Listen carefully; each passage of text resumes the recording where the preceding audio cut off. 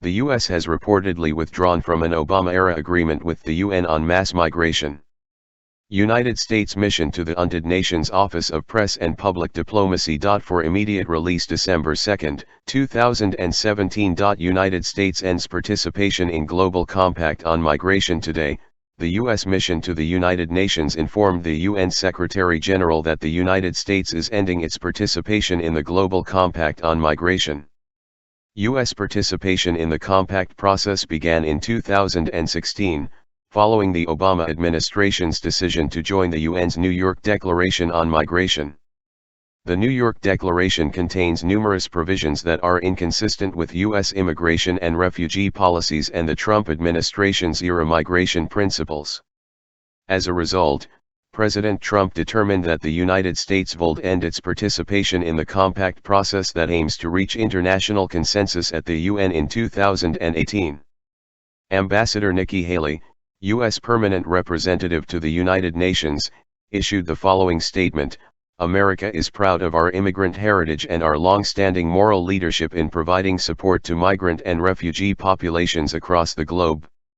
No country has done more than the United States, and our generosity will continue. But our decisions on immigration policies must always be made by Americans and Americans alone. We will decide how best to control our borders and who will be allowed to enter our country. The global approach in the New York Declaration is simply not compatible with U.S. sovereignty."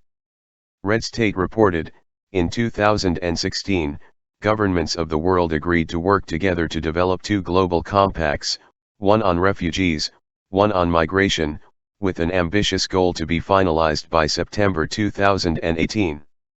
Critically, the Global Compact on Migration is intended to create the governance framework that will facilitate safe, orderly, regular, and responsible migration and mobility of people.